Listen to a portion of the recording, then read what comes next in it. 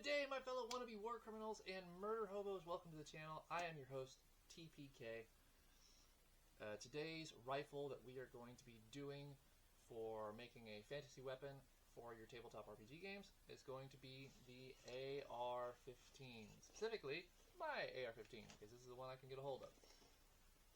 So, the weapon we're going to make is going to be it's going to be AR15 style-ish. Full disclosure, this intro is getting recorded after all of the other things are getting recorded, so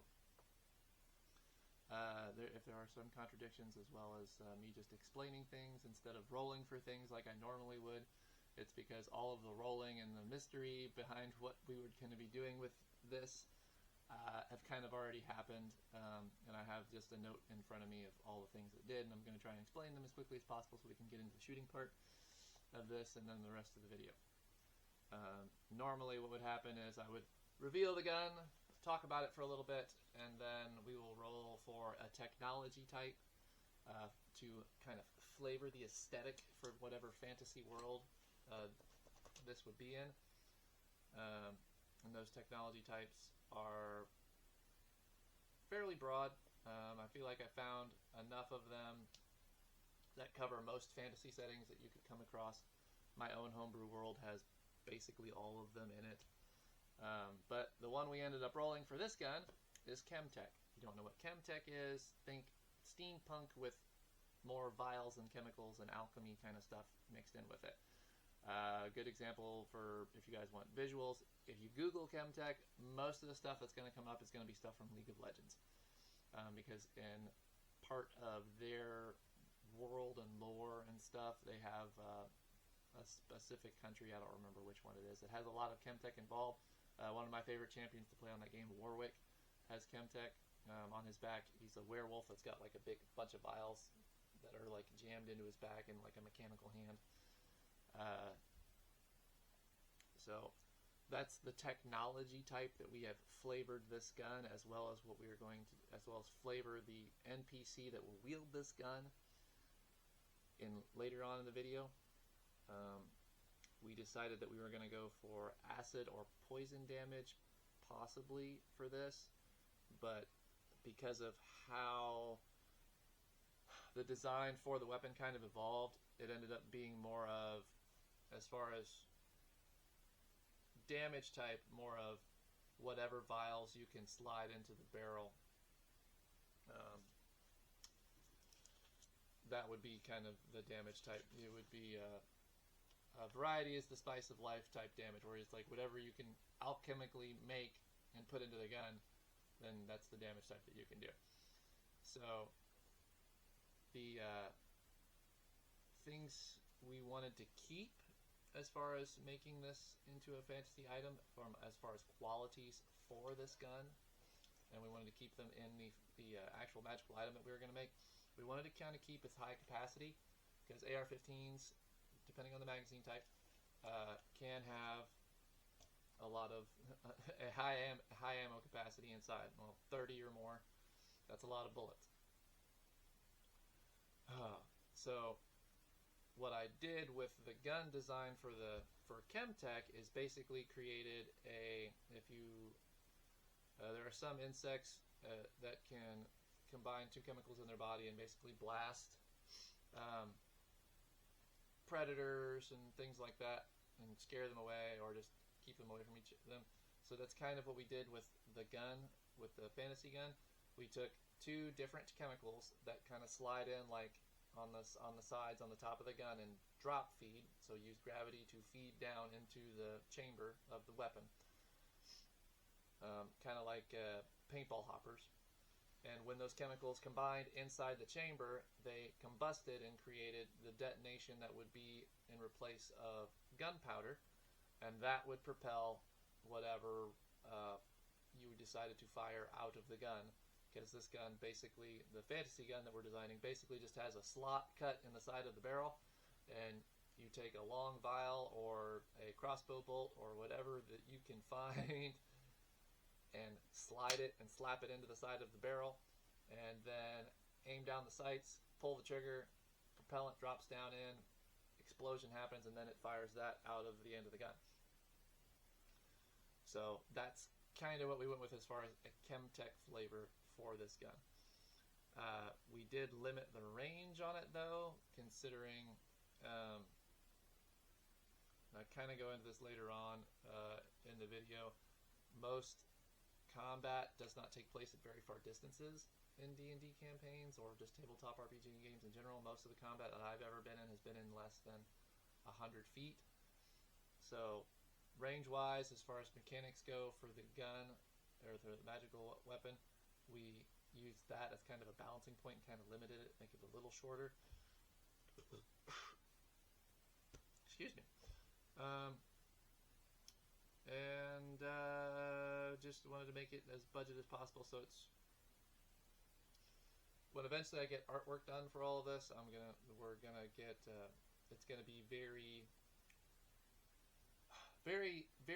thrown together. So the gun is gonna look very much like it's built out of scrap parts. Is kind of what we're gonna go for, as well as the character when we discuss the character later on in the video. That's kind of what we're gonna go for, that kind of flavor.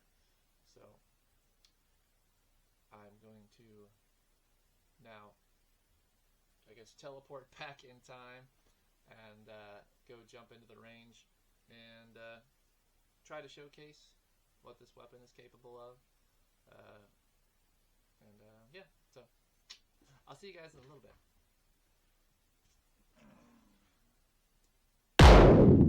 Damn it, that is the last time I buy a teleportation device from a fucking street vendor. I was 5 miles from here. Oh, it's a long walk. But you know what? The range fairies did their job. I'm glad I pay them. Well, welcome to the range. It's hot, it's humid. But we're gonna have some fun. We're gonna blow some stuff up. We're gonna showcase why rifles are just super OP in tabletop RPG games. There are a lot of bugs here too, holy crap. Anyway, as I was saying before we came to the range, rifles in tabletop RPGs are usually very strong. Or at least a normal rifle, like the AR-15 we're gonna shoot today, would be extremely overpowered in a tabletop RPG game, because a round of combat, which normally takes place in a distance that's less than 100 feet away, which is easy to hit a target at 100 feet away with that,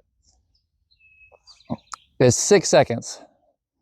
Now a bill drill is 2 seconds, and you have to put 6 rounds on target, and you want to put inside the A zone inside, right there. That nice internal vital organs that makes people go permanent sleep for very quickly. So in 6 seconds, theoretically, if you were a really good shooter and you just happened to, I don't know, dimension door or teleport into a Dungeons and Dragons style world, and you had an AR-15 and enough ammo, you could put 18 rounds of hate into BBEG, which even a fighter with like action surge and being hasted, that's nowhere near, that's almost double. Let's see, action surge would give you an extra attack action.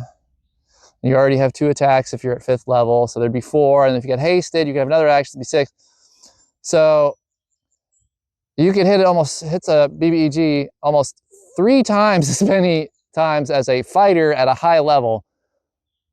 And that's a lot of damage. That's a lot. That'd be BBEG either gets buffed by the DM on the fly with more health points, or you just don't have BBEGs in your world anymore until the party runs out of ammo.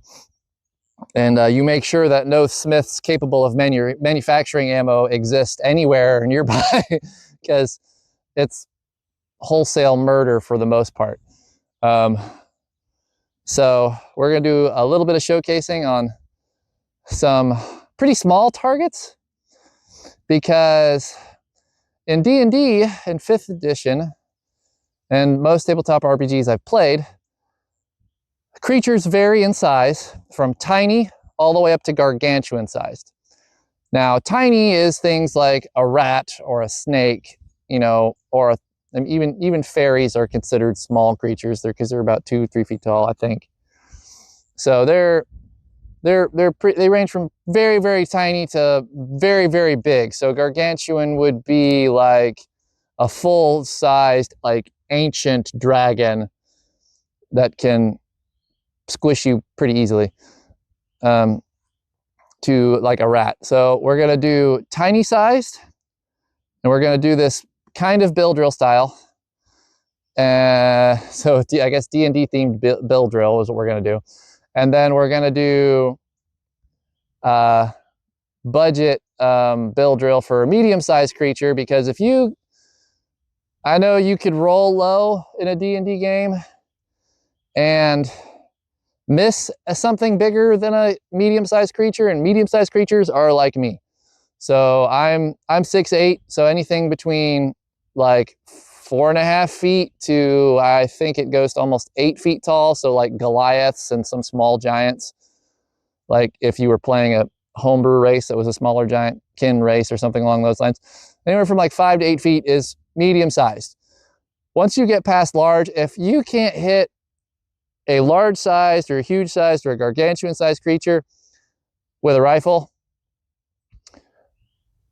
I would say that you are the definition of you couldn't hit the broadside of a barn from the inside if your life depended on it, and you just need to let the fighters and the gunslingers handle the guns and go back to your wizard school and practice fireball more, because I don't know what else to tell you at that point. So we're going to go down at roughly 7 yards from the very tiny targets I have set up, and we're going to see if I can hit them in a decent amount of time. And then we're going to just basically do an 18-round mag dump and see if I can put 18 rounds in a A-zone size target in 6 seconds, which, even though I don't shoot a lot, I should still be able to do. And then we're going to blow something up, basically. So let's do it. All right, hearing protection.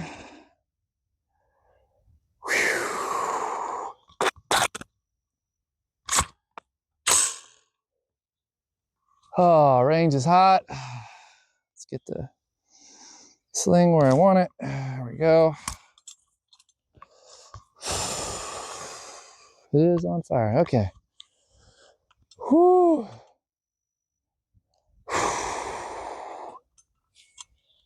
Oh, fuck. Oh. What'd you fell over for? Not like we're getting ambushed out here.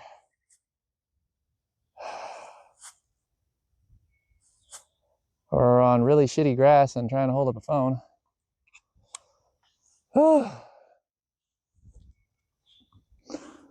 Okay. Phone, don't fall over again, please. Appreciate it. All right, 3, 2, 1. Nope, miss.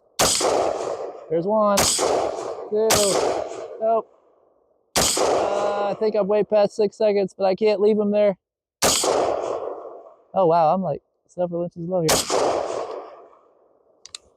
Oh, hello. We got a jam. I'm not trained for this, guys.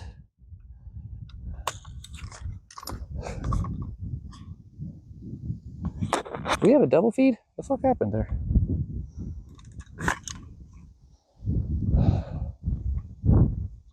Oh, that's a live round. Let's try and... Was that a live round?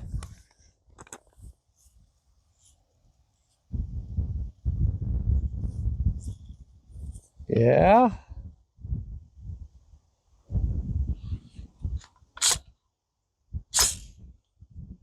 Well, this goes to show, pays to train, and I have not trained. Oh. Okay, so let's see if we can't kill the rest of the dum-dum suckers.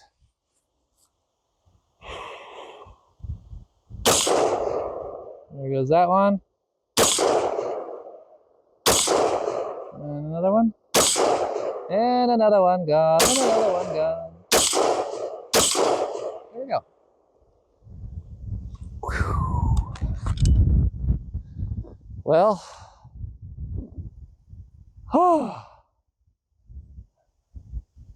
I think it's safe to say if the swarm was there, I'd be dead. Very much dead. So, I need to practice more. All right, so that's a full mag. I mean, it's got 29 rounds in it, YouTube. Only 29 rounds. Because I hear that's a thing on YouTube for censorship. So, all right.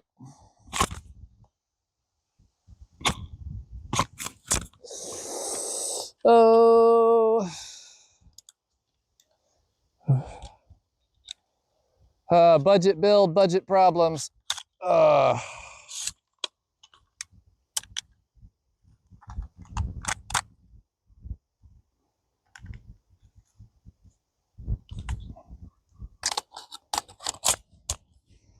All right.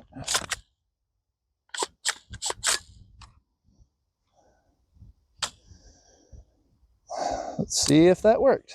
Okay. And then I also have to find that other bullet later.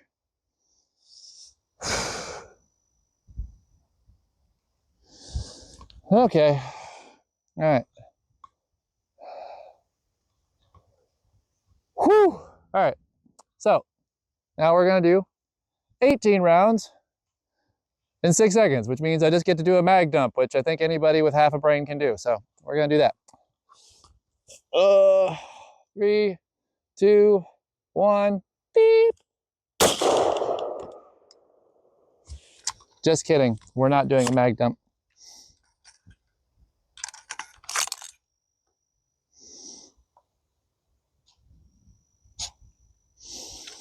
That's not good.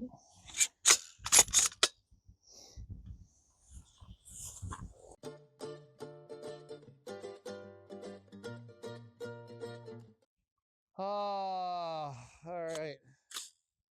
Yep, definitely the magazine because that loaded perfectly the first try. Whew. All right, so now we're going to attempt to put 18 rounds on a target. Okay. 3, 2, 1, go.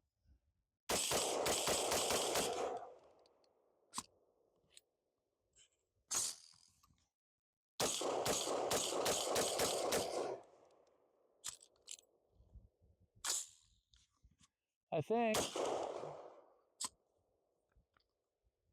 Nope, I think it's just the gun at this point. Oh, I am having so many issues with this thing right now.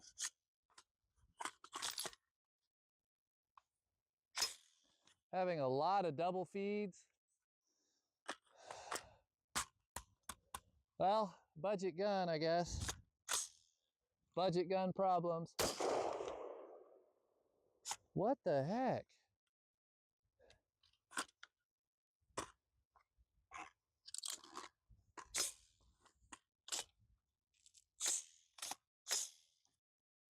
And now I have one stuck.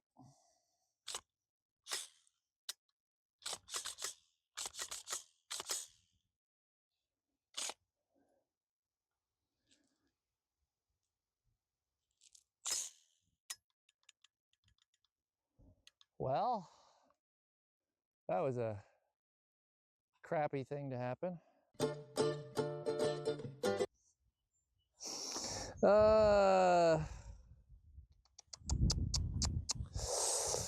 Let's see here. Oof.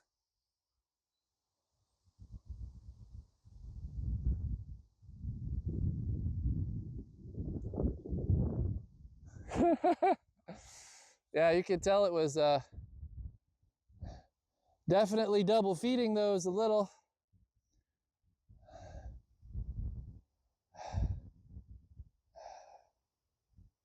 Maybe it's just the ammo, because this is 223, this isn't 5.56, and this, I mean, it's chambered in 5.56, so it should be able to take 223 and 5.56, but maybe it's just not got enough oomph. Maybe it's the bullets. I don't know. So, oh well. So that's that. Guns are still overpowered in D&D games, even if you have jamming issues. All right, I'm gonna go mix up some boom boom, and we're gonna blow something up still, because every weapon, no matter how much it jams, has somebody who wields it. Sometimes it's an idiot like me who just wants to make gun content because I want to, and this is kind of my dream job here. But sometimes it's an actual important NPC in your games, and you know, those murder hobos, despite how much that gun jams, man, they really want to take it off that NPC and see if maybe they can fix her. Maybe she'll run right for them, right? So, yeah. So we're gonna do basically a baby reveal for the character archetype that will. I'm spilling gunpowder out of this case now. The bullet's just in there shaking, fucking around. Let's see if I can do it with the other one. Nope, that one's stuck. Well, this one won't go off anymore for sure. I mean, the primer might still blow up, but this one's still a hazard to society. Anyway, so yeah, so there's 12 archetypes that we're going to be mystery reveal, because in true baby reveal fashion, my wife has chosen the color that is going to be hopefully scattered into the sky. Hopefully the tannerite fucking works and not like this rifle right now. And oh man, it's getting cooler. I hope that rain doesn't blow in right before I do this. So, and if this rifle doesn't work, then I brought my 270, which I know is sighted in and I know runs, and that will definitely blow up the tannerite. So we might actually just do it with the 270 instead of trying to do it with this, because I know that tannerite can blow up when it's hit with 223 or 5.56, but it's better to hit it with a bigger cartridge, faster bullet, better chance of making it go kaboom. So I think we'll do that. Yeah, I think we'll do that. We'll use the 270 and put this thing up till I can clean it and figure out what the hell's wrong with it. So, like I said, it could just be the ammo, old ammo. Like I said, budget build. So, so yeah, so 12 archetypes. Wife picked the color. I have zero idea what archetype this is going to be, and off the top of my head, I can only remember a couple of them. So there's the lover, the jester, the hero, the caretaker, the everyman. There's just 12 literary archetypes that I found on the internet. You know, oh hey, there it goes. So, yep. So I'm gonna mix that tannerite up. We're gonna go blow it up and figure out what archetype of NPC this is gonna be in the possession of for your murder hoboist of parties to take it off their cold dead hands. And then after that, we'll see how this goes. So. Okay, so AR not working appropriately. I'm ducking down right now because I don't feel like changing the camera angle once I get to the bench. But we are going to switch to whole reliable here. This is my Savage Axis 2, chambered in 270. It's got bit by a mosquito. There are a lot of bugs under these trees. This is a 270, for those of you who don't know. That compared to, oh, did I put away it all? I think I put away all the, 5.56. Here, I'll get one out just to humor you. I'll give you an actual size comparison here. So this is a 270. Big hunting cartridge. I love this cartridge. I love this rifle. Cold bore, I can hit 100-yard targets fairly easily with this. Now, once this Savage Axis 2 heats up after a couple shots, for some reason, it gets a little wonky. I guess the barrel doesn't cool off fast enough, and there's just a shit ton of powder behind these, and that's a small rifle. But the shot placement goes absolutely haywire after 3 or 4 of these. So this is a 5.56 comparison. So here's my junk ammo that was fired from my AR-15 that kept double feeding and not extracting or whatever, just jamming up. This is my 270, and that's a bolt action, so I shouldn't have jamming issues or feeding issues with it. So we're gonna do the reveal now and see exactly what archetype, literary archetype, is gonna be wielding the budget AR version for a D&D game, for a table RPG game. So let's go. I'm gonna hurry this up because I'm tired of getting eaten by bugs.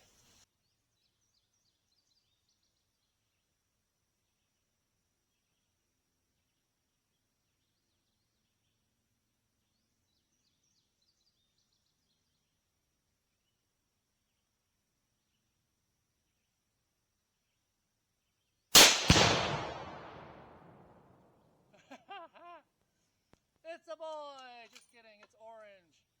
I don't remember what orange means, so I'm gonna have to look it up. But that worked fucking beautifully. Woo! Ah, I love the smell of tannerite in the morning. Alright. Yeah, that, oh, man. That kicks a lot more than AR-15. Oh, I love it though. Oh, man. Ah. Explosions. First round too. Yeah, see, you I like. I love you. You're in the doghouse. You're in dice jail, you little fucker. Rolling a natural 20, rolling a natural 1. That's all I'm gonna say. Alright, so in calling my wife and asking what color that was, because I realized I'm looking through yellow tinted shooting lenses, and I said orange. My wife informed me that she most definitely did not pick orange. That was red. Which, for you paying attention, that is the literary archetype of the outlaw. So that means we now get to go back to the drawing table back home, and we get to design more in depth into this budget AR-15 build and make it style and aesthetically pleasing towards what I think an outlaw would look like with Chemtech. Yeah, so outlaw with Chemtech. That's very vibe. That fits very well. I like this. I like where this is going. So I'm gonna use my janky teleporter again, and hopefully this time I don't teleport 5 miles from home and I actually end up, you know, in my chair. So see y'all later.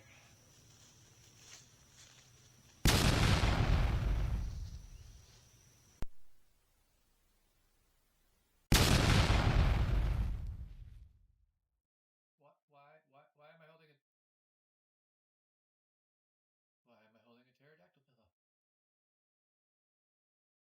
The fuck? Where did I teleport to? What?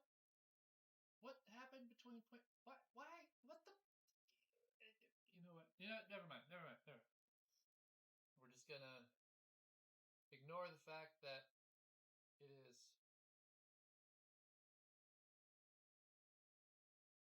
2 days since I teleported, and my clothes are different, and I'm holding a pillow, and I don't have my safety glasses or my hearing pro. We're just not gonna mention that at all. We're just not gonna worry about that. Yeah, not gonna worry about that, and also, I actually smell clean and not sweaty, so apparently teleporting gives you a bath sometimes. I don't know. Anyway, so we figured out that the archetype is a outlaw. So the colored powder was actually red. I had to call my wife and confirm that because I was like, man, that really does look orange. I said it out loud in the film. I said, hey, that's orange powder. That's cool. I don't remember what that was, but I called my wife up and asked her what color powder she was because I was not sure. And she she said, no, I put red powder in there. I was like, why did it look orange? I realized I was wearing yellow tinted lenses for iPro, and that's why it looked orange. So, yeah, so red powder means the outlaw archetype, which, let me consult my notes here.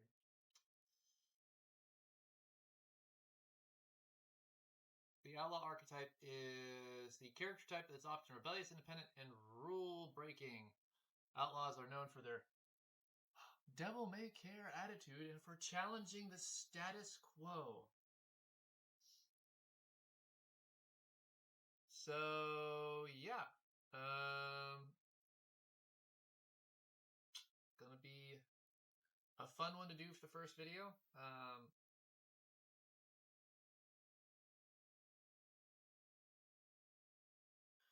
So now we're gonna flavor this gun. Our my horribly drawn Chemtech firearm. We're gonna flavor it. What an outlaw in your tabletop RPG game might have. Now, when you think outlaw, at least for me, I go like, I remember the movie, like Robin Hood, where he's like, he's an outlaw, but he's not really an outlaw. Like he's just doing what he believes is right, and then because he's doing what he believes is right, he does kind of like that vigilante style where he breaks the law because the law is wrong, that he is wrong. But then also you have like, an actual outlaw. So you would be like somebody who's kind of like that roguish style if you play a 5th edition character where they're stealthy, they know how to pickpocket, they're very dexterous. They usually have a shit ton of daggers on them at all times. Every rogue I've ever played with usually has a lot of daggers unless they're playing a very specific type.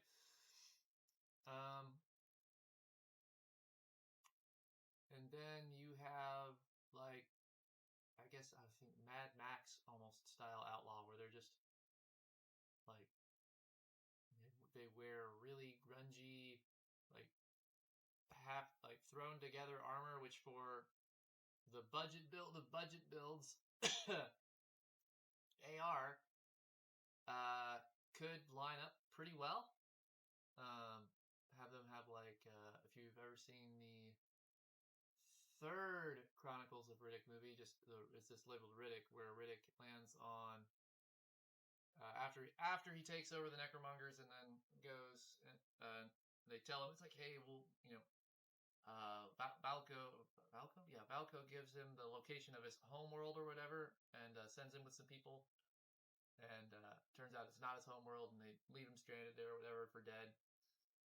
And that first team of mercenaries that shows up, where they have like very, very just rugged gear. They look like smugglers. They look just haphazard thrown together. They look like vagabonds, and then one of them actually picks up like what looks to be like a metal dinner plate of something out of the sand and shoves it in his shirt and says it's armor now. So there's a lot of routes we could go with this. Now, because of the Chemtech style of technology theme that we're going with for the gun, I'm thinking I kind of want to pull a little bit of inspiration from Scarecrow from the Batman Arkham Asylum games, because he has that like glove or whatever that has the vials that injects the fear toxin with the needles and stuff. So I kind of want to pull some inspiration from that for this character, and make him, so like maybe give him some like bandoliers, because bandoliers with extra ammo is always a hard vibe. It's always awesome. And I love westerns, and westerns always have like guys with like got the 2 bandoliers across their chest with like the dual holster pistols, and then the bandolier across the the extra bullets in the belt. It's always a good time.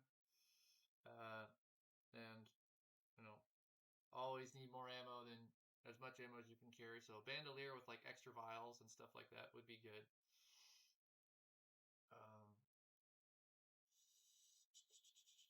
I'm thinking like maybe because he's budget, so he's like he could have like some really torn up armor.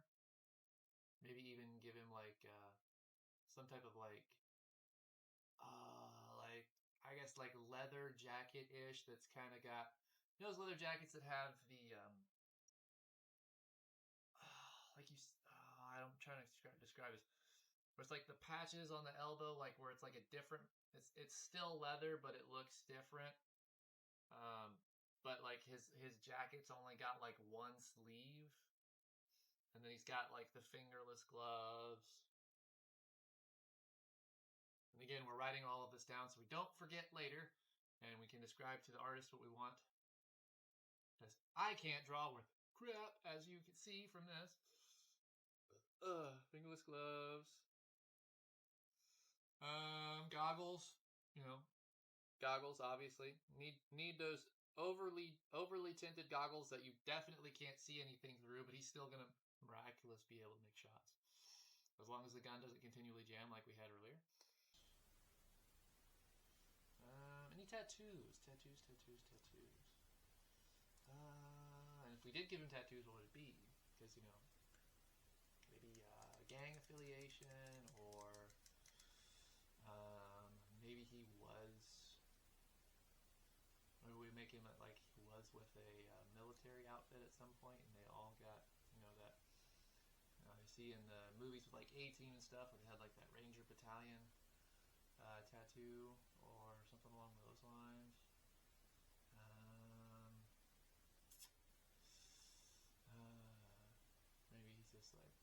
Maybe he's just got a "I love my mom" tattoo, like really cheesy something tattoo on there.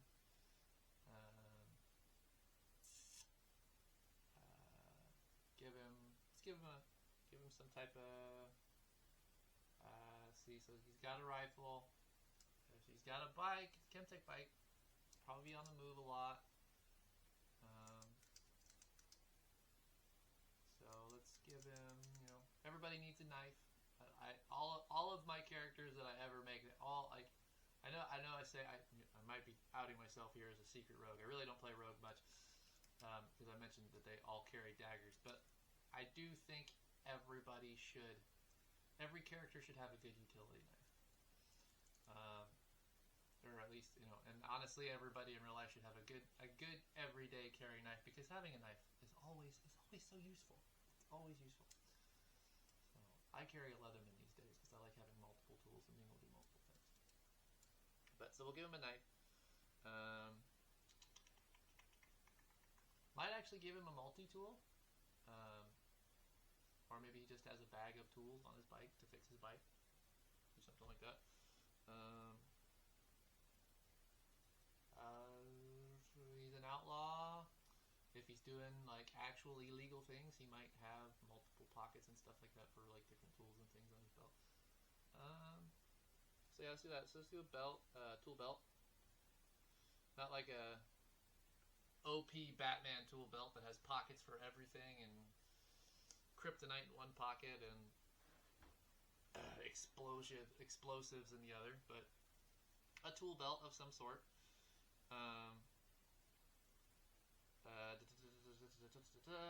What else could he have as an outlaw to give him more of that outlaw vibe?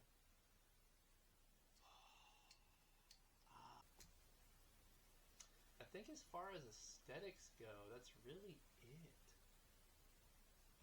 As far as like what to wear, what I would like him to kind of look like. But now I have to pick what race he would be, because in Fantasyland, which is where this is going to take place, there are thousands of options for races. That if you guys have ever played a homebrew game with people you know that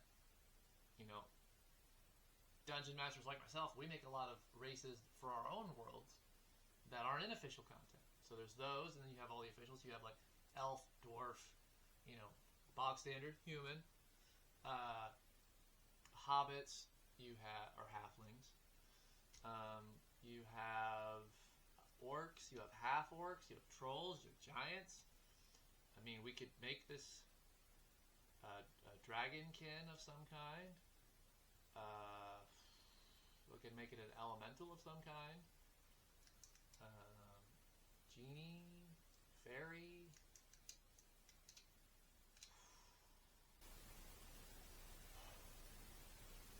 You know what? You know what we are going to pick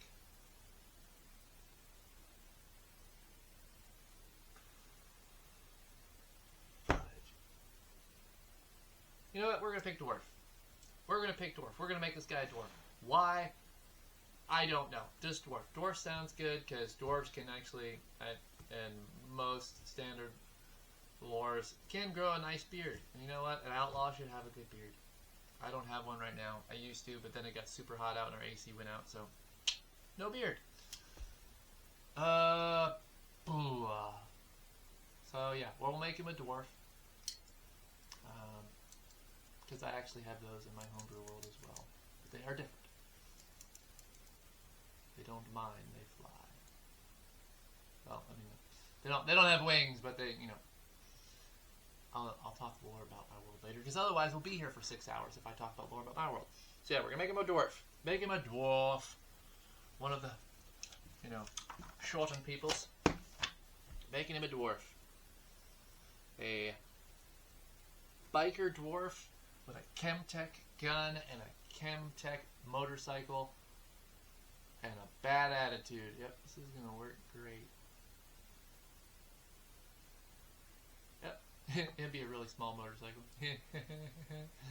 Oh shit. So yeah, we're gonna make him a dwarf. We're gonna make him a dwarf. That's how this is gonna go. Yep. But now we have to pick the next thing. So for this NPC, we are gonna roll a d6, pick see what happens as far as like what this outlaw had to go through before he met the NPCs. And depending on what we roll, it could very well be what happens to this character after he interacts with the NPCs. So depending on what it is, we'll make it fit. We'll try to make it fit better depending on what we roll. We'll try to make it fit as well as we can with the character. So whether it's like that, it could make a better background for that character before they meet the NPC, or if we make it a better after action of like what happens to this NPC after the party interacts with them type thing. So we got a d6, 6-sided die. Mine is blue. I have a giant bag of dice somewhere because I am a dragon dice hoarder. I am not a goblin dice hoarder. I just have all of the dice that I just sleep on in a pile. So, but to keep my table kind of clean and organized, I just have the one set with me right now. So, we're going to roll this d6, and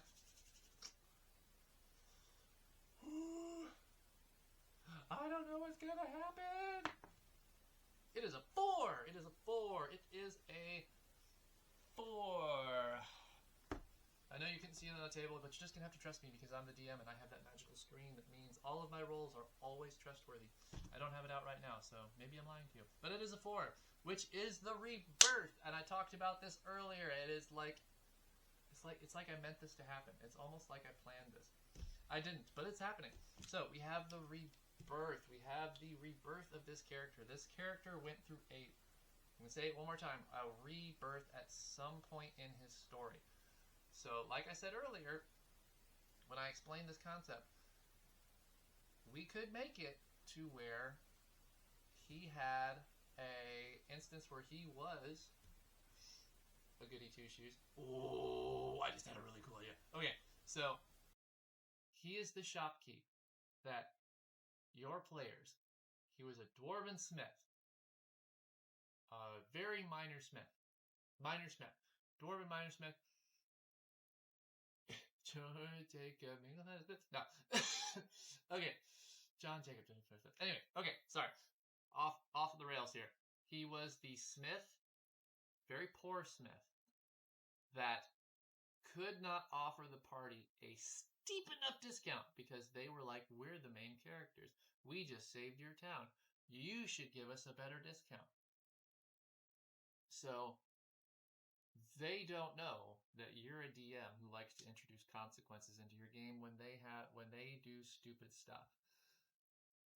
They think there's no consequences yet, but you're about to prove them wrong because you're going to make this guy the future BBEG that they're going to interact with every single episode of your game event, and he's just going to work his way up. So he was a goody two-shoes smith that the party came into town. They saved the town. They stopped the goblin horde from burning them down. They killed the evil wizard or dragon that was plaguing them.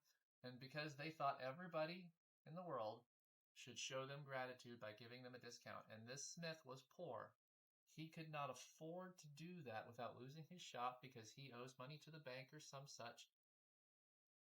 The party, in secret, sneaks into his smith in the middle of the night at some point, burns it down, steals whatever they want, or does something along those lines. He can't prove it to the courts. He knows they did it. He's got this gut feeling or something, and he knows they did it, and the only thing left to him that he can salvage out of his smithy is a half-built gun. And all of the parts and pieces he finds, and he builds this thing out of whatever's left of his smith. That's what he does. Yes. He builds this gun out of whatever's left of his smith. And maybe he had, we're going to make this tragic. We're going to make tragic outlaw. Maybe he had a wife who was very into, maybe making stained glass or was a glass blower or something along those lines, or just an alchemist of some kind. So he would have some knowledge of alchemy, and there would be some glass files or some other stuff like laying around. Or maybe he just has knowledge of those because he smiths multiple things. He is a craftsman, so he might have dabbled in certain things before he decided, you know what, I'm just going to be a smith. I'm just going to be a poor smith who makes horseshoes and stuff like that. Not going to really dabble in weapons too much. He can make them, but he's not the crude for the most part. So maybe he had a wife who was in the smith at the time it burned down. Maybe they slept in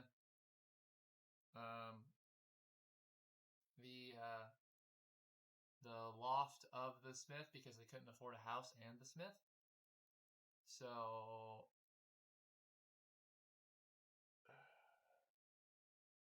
throw that over there. So yeah, so we're gonna do that. So maybe he had a wife who that died in the fire that burned his smith down, and he is now after the party with whatever he could salvage out of his smith. So he went from being this very, very like hardworking blue collar guy who was just trying to put enough food on the table to feed his family, and now his family is gone because of the party, and he has gone full outlaw. He steals whatever he needs. He takes whatever he wants because that's what the heroes did to him and his family. They took whatever they wanted and be damned to the consequences, and now he does the same, and he is out for blood. That is our story. That is our background. Yes. Thank you. Now we get to decide how this guy's story ends. Does he get his revenge? Does he fail? We gotta teleport back to the range so we can do this baby reveal style. Bye. I'm gonna teleport now. I'll be right back. I'll see you at the range.